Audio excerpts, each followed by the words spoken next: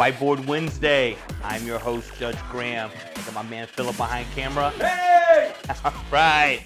And today, what we're going to talk about, our topic is invest in your current customers, right? And so I'm going to go over some really interesting stats I think you guys are all going to want to listen to. And then I'm going to walk you through how you can invest in your current customers, which is staff properly, over-communicate, listen, and over-deliver. Stat one, and these are from our friends at Invest. It costs 5 times as much to attract a new customer than to keep an existing one. That's alarming. Think about that. It costs 5 times as much to attract a new customer than keep an existing one.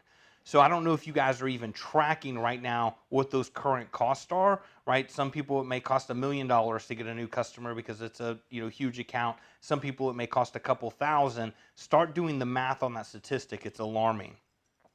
The second stat from our friends at Invest, existing customers are 50% more likely to try new products and spend 31% more when compared to new customers.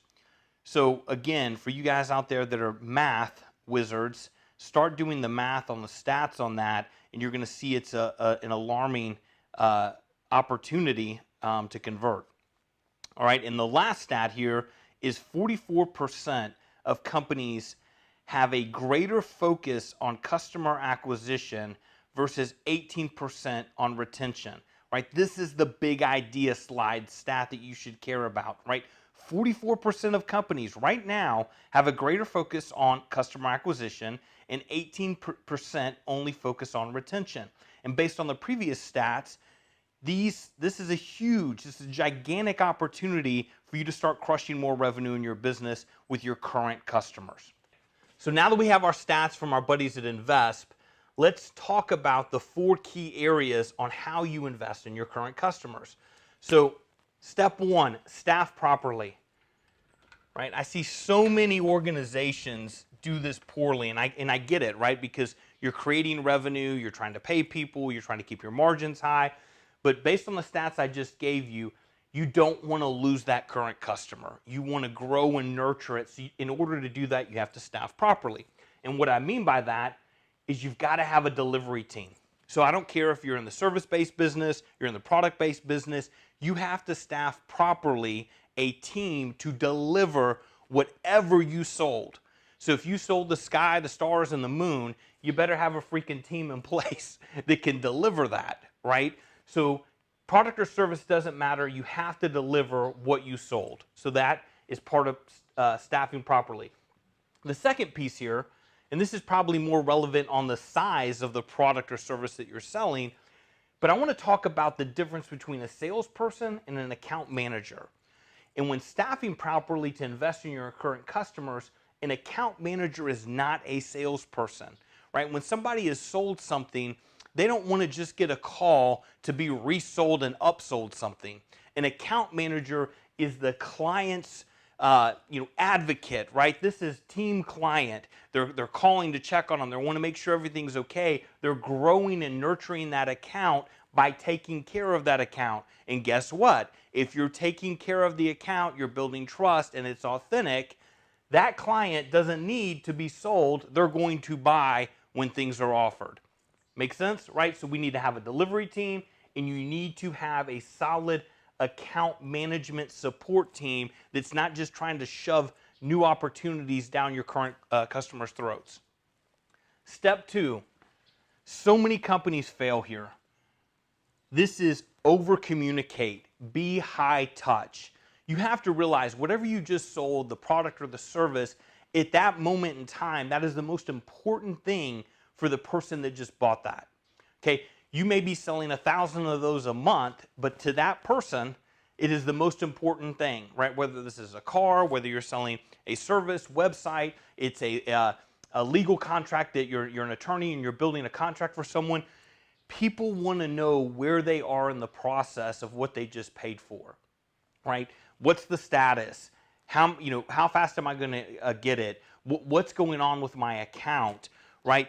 don't take this for granted. If you're not high touch and over communicating to the point to the customer saying, hey, I got it, I appreciate it, I know what's going on, you're at risk, right? Because people get upset, they fester, they want to know what's going on when you sell them something at every step of that process. So over communicate, teach your people to over communicate. From the freaking intern to the CEO, everybody should be pro customer, excuse me, and should be highly communicating, high touch. The second step here is listen. I talk a lot about in sales, we just talk, right? We never listen. It's the same of your current customers.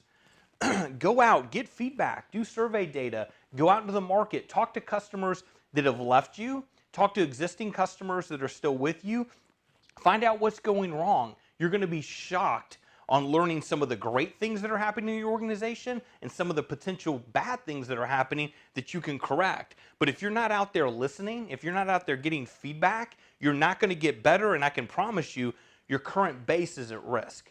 So go talk to your current base, talk to the base that's left, and get better, right? Ask for feedback, listen, execute, and implement it. Step 4, over-deliver, right? Don't get comfortable. Back to the stat of how much it costs to go get a new customer versus keeping an existing, okay?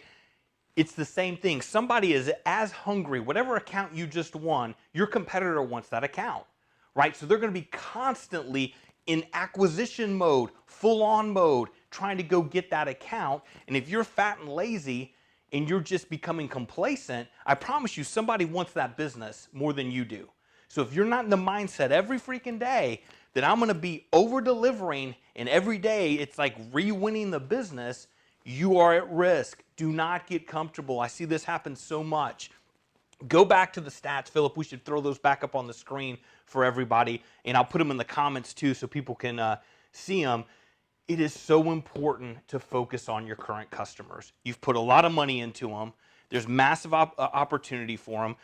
They're more than likely creating recurring revenue for you. Focus on your customers. So to recap here, invest in your current customers. How do you do that? You need to staff properly, have delivery teams, have account management teams. You need to over-communicate. You need to teach everybody in the organization to be high touch and constantly in communication with their customers.